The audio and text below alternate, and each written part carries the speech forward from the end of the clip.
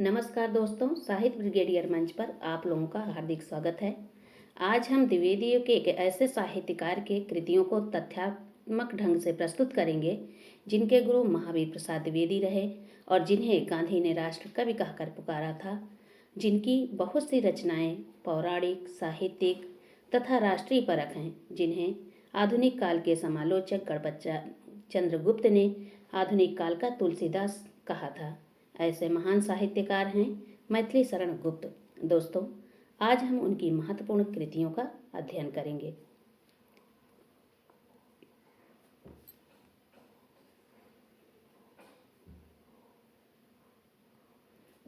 आज हम देखते हैं मैथिली शरण गुप्त के कृतित्व, उनकी कौन कौन सी कृतियां हैं, उनके मौलिक काव्य हैं। प्रबंध काव्य सबसे पहले देखते हैं। प्रबंध काव्य महाकाव्य है साकेत, जिससे उनको सबसे ज़्यादा प्रसिद्धि मिली। ये 1931 में लिखा गया। और दूसरा है जय भारत, जिसका समय है 1952। इनके खंड काव्य हैं जो पुराण पर आधारित खंड काव्य देखते हैं। पहला खंड काव्य है शक्ति, जो 1937 से 27 में लिखा गया। दूसरा है द्वापर 1936 में और नहुस 1940 में।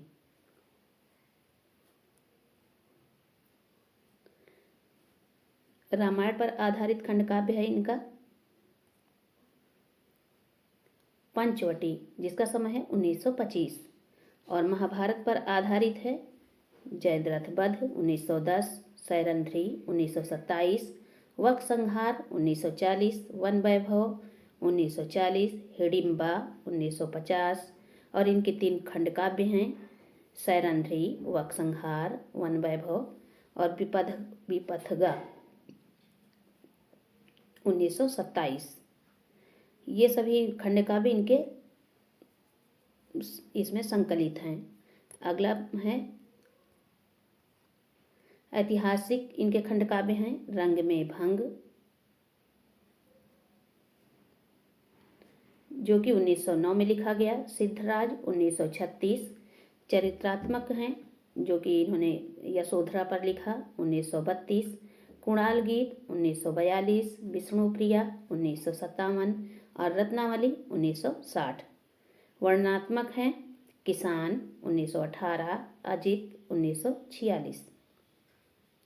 आइए और आगे देखते हैं। आगे हैं इनके गीति काव्य हैं वैतालिक 1916, स्वदेश संगीत 1925, झंकार 1929, विश्व वेदना 1942, अंजलि और अर्घ्य 1950, भूमि भाग 1953।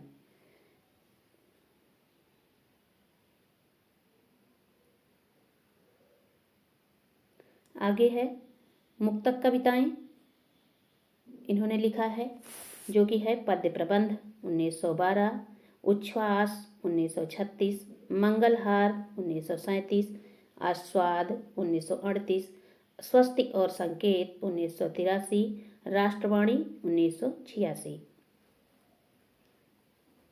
इनके निबंध को देखते हैं। निबंध कौन कौन से लिखे हैं। इनके निबंध हैं विवरण शैली में लिखे गए हैं, जो कि है भारत भारती 1912, हिंदू, ये निबंधात्मक काव्य हैं जो कि विवरण शैली में लिखे गए। हिंदू 1925, राजा प्रजा 1956।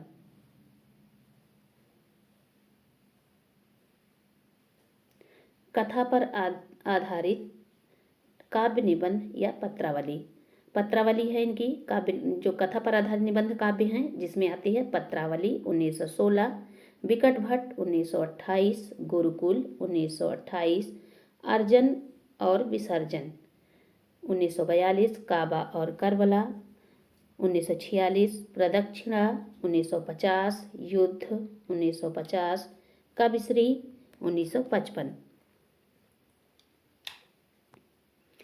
इनके पद्य नाट्य को देखते हैं। पद्य नाट्य में आता है तिलोत्तमा 1915, चंद्रहास 1916, अनघ 1925, पृथ्वीपुत्र 1950, जैनी 1950, दिवोदास 1950 और लीला अन्य में आते हैं आर्य 1925।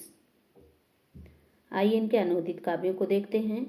अनूदित काव्य इन्होंने किया है बंगला से क्या क्या किए हैं, प्लासी का युद्ध 1914, बिरहणी वज्रांगना, मेघनाथ वध 1927, वृक संहार 1938। स्वप्नवासव दत्ता, ये जो कि संस्कृत से लिखा गया है। स्वप्नवासव दत्ता का अनुवाद किए हैं संस्कृत से हिंदी में। स्वप्नवासव दत्ता है, प्रतिमा है, अभिषेक है, अभिमारक है। ये चारों महाकवि भास के नाटक हैं, उन्हीं का अनुवाद इन्होंने हिंदी में किया है। आगे देखते हैं, मैथिली शरण गुप्त के बारे में कुछ जानते हैं। मैथिली शरण गुप्त को आधुनिक युग का तुलसी माना जाता है। इनके पिता का नाम राम शरण दास था। ये चिरगांव झांसी के रहने वाले थे। मैथिली शरण गुप्त की पहली कविता है हेमंत 1905 है, जो कि सरस्वती पत्रिका में प्रकाशित हुई है। इनकी आरंभिक रचनाएं हैं इनकी आरंभिक रचनाएं जो थी वो वैश्योपारक नामक पत्र में पहले प्रकाशित होती थी। उनकी पहली कविता रंग में भंग 1909 है, जो कि प्रकाशित हुई थी 1909 में। मैथिली शरण गुप्त ने रसिकेंद्र नाम से ब्रजभाषा की कविताएं लिखी हैं। गुप्त जी ने मधुप उपनाम से बंगला कविताओं का माइकल मधुसूदन दत्त की कृतियों का अनुवाद किया है। अगला तथ्य है, गुप्त जी की पहली महत्वपूर्ण काव्य कृति भारत भारती, जो कि 1912 में प्रकाशित हुई थी, जो उनके यश का आधार है, और इन्हीं के यश के आधार पर ही इनको महात्मा गांधी ने राष्ट्र कवि से संबोधित किया था। अगला पॉइंट है, भारत भारती के संबंध में आचार्य रामचंद्र शुक्ल ने लिखा है कि पहले पहल हिंदी प्रेमियों का सबसे अधिक ध्यान खींचने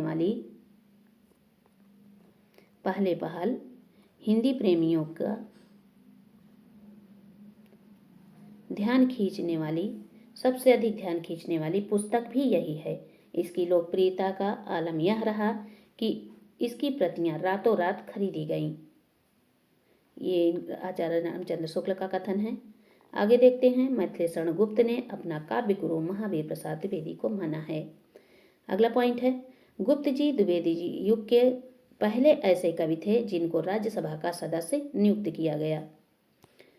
आइए इनके भारत भारती के बारे में जानते हैं। कुछ महत्वपूर्ण जानकारियां हैं, उससे हम लोग पढ़ते हैं। भारत भारती की रचना मुसद्दसे हाली तथा ब्रजमोहन दत्तात्रेय कैफीकृत भारत दर्पण की प्रेरणा अथवा प्रतिक्रिया स्वरूप मानी जाती है। भारत भारती की कथा वस्तु 3 भागों में बटी है।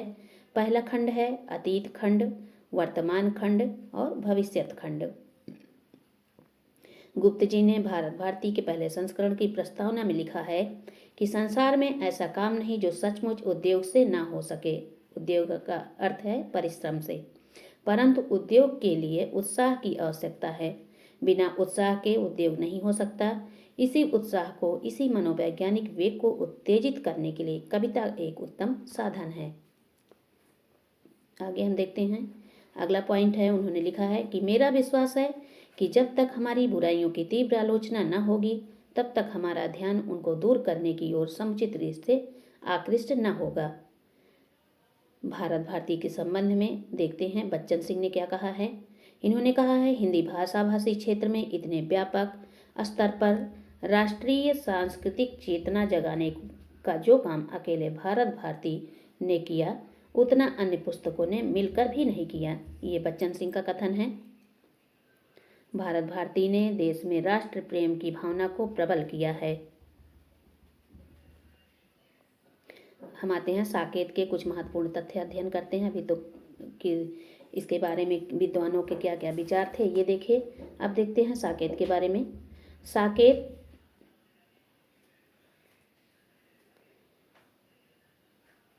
मैथिली शरणगुप्त को साकेत लिखने की प्रेरणा सन 1908 ईस्वी में सरस्वती पत्रिका में महावीर प्रसाद द्विवेदी के द्वारा छद्म नाम भुजंग भूषण भट्टाचार्य से लिखे कवियों की उर्मिला विषयक उदासीनता में शीर्षक से लेख में मिली। जब इन्होंने इस लेख को देखा तो इनके मन में भी विचार आया कि कुछ ऐसा लिखा जाए जो कुछ अलग हो।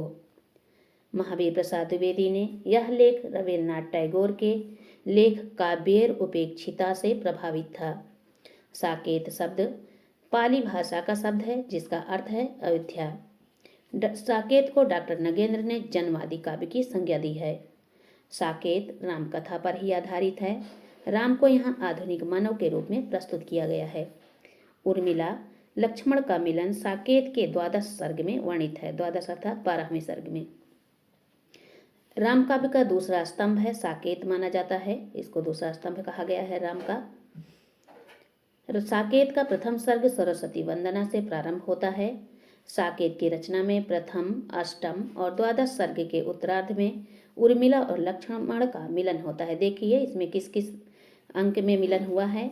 प्रथम अंक में, अष्टम अंक में और 12 सर्ग में अंक में उर्मिला और लक्ष्मण का मिलन दिखाया गया है साकेत में। इस ग्रंथ में उर्मिला प्रधान चरित्र है। यह ग्रंथ उर्मिला चरित्र प्रधान ग्रंथ है। इसका नायक लक्ष्मण से वियोग एवं वियोग में उसकी अधीरता और साथ साथ धैर्य प्रमुख वर्ण विषय है। यह कथा 12 सर्गों में विभक्त है।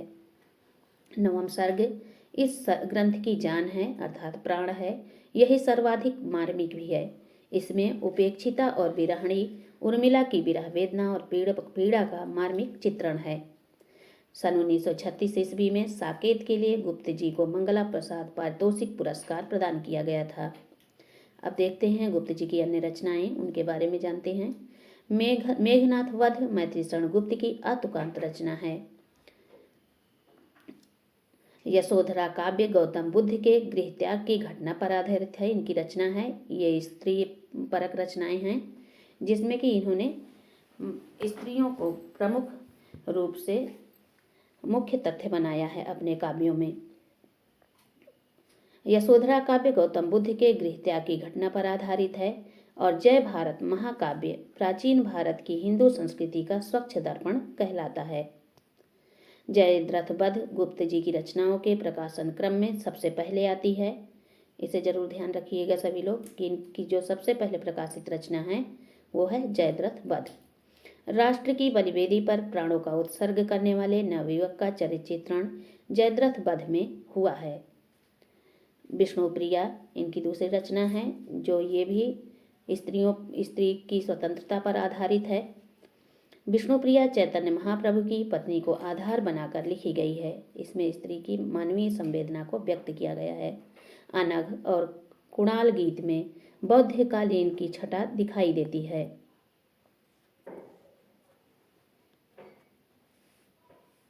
अगली रचना है जाइनी के बारे में देखते हैं। जाइनी काव्य ग्रंथ कार्ल मार्क्स की पुत्री जैनी पर लिखा गया है। जयिनी है इनका और जैनी जो कार्ल मार्क्स की पुत्री थी उसका नाम था। विकट भट्ट में जोधपुर के राजपूत सरदार की काव्य कथा वर्णित है।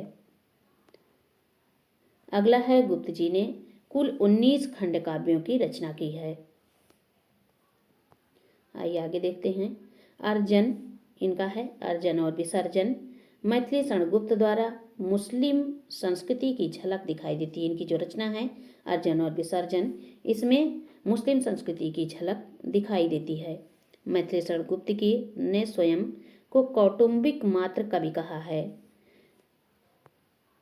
रामचंद्र शुक्ल ने मैथिली शरणगुप्त को सामंजस्यवादी कवि कहा है, तो वहीं पर महात्मा गांधी ने मैथिली शरणगुप्त को राष्ट्र कवि की उपाधि दी थी। आगे देखते हैं। गुप्त जी को द्विवेदी काल में हरगीतिका छंद का बादशाह कहा जाता है। आइए अन्य बिंदुओं के बारे में भी जानते हैं। बाल मुकुंद गुप्त ने भारतेंद्र युग और द्विवेदी युग के बीच एक कड़ी का कार्य किया और ये द्विवेदी युगीन अन्य कवि हैं, उनके बारे में कुछ तथ्यात्मक जानकारियां हैं। आइए देखते हैं कि बाल मुकुंद गुप्त ने भारतेंद्र युग और द्विवेदी युग के बीच एक कड़ी का कार्य किया। रामचरित उपाध्याय युग के प्रमुख सूक्तिकार के रूप में विख्यात हैं। द्विवेदी युग के सूक्तिकार के रूप में किसे जाना जाता है तो रामचरित उपाध्याय को जाना जाता है। इनकी रचना है रामचरित चिंतामणि, जो कि रामचरित उपाध्याय की ही रचना है। आगे देखते हैं। राय देवी प्रसाद पूर्ण ने सन 1902 में कालिदास के मेघदूत का ब्रज भाषा में धाराधर धावन नाम से अनुवाद किया। अगला तथ्य है, ये भी द्विवेदी योगेन ही महत्वपूर्ण जो उनके और सारे रहे हैं कवि। राय देवी प्रसाद पूर्ण, ये भी महावीर प्रसाद, ये द्विवेदी युग के रहे हुए हैं कवि। राय देवी प्रसाद पूर्ण कृत स्वदेशी कुंडल, इनकी जो रचना है राय देवी प्रसाद की स्वदेशी कुंडल रचना कुंडलियां छंद में हुई हैं और इनकी देशभक्तिपूर्ण 52 कुंडलियां संग्रहित हैं, जिसमें स्वदेशी कुंडल में 52 कुंडलियां संग्रहित हैं। कामता प्रसाद गुरु को हिंदी भाषा का पाणिनि भी कहा जाता है। कामता प्रसाद गुरु भी द्विवेदी युग के ही कवि आते हैं। कामता प्रसाद गुरु को हिंदी भाषा का पाणिनि भी कहा जाता है। इनकी प्रसिद्धि का मूल आधार इनका हिंदी व्याकरण है। अगला पॉइंट है, गया प्रसाद शुक्ल सनेही ने श्रृंगार आदि परंपरागत विषयों पर सनेही उपनाम से तथा राष्ट्रीय भावनाओं की कविताओं को त्रिशूल उपनाम से लिखा है।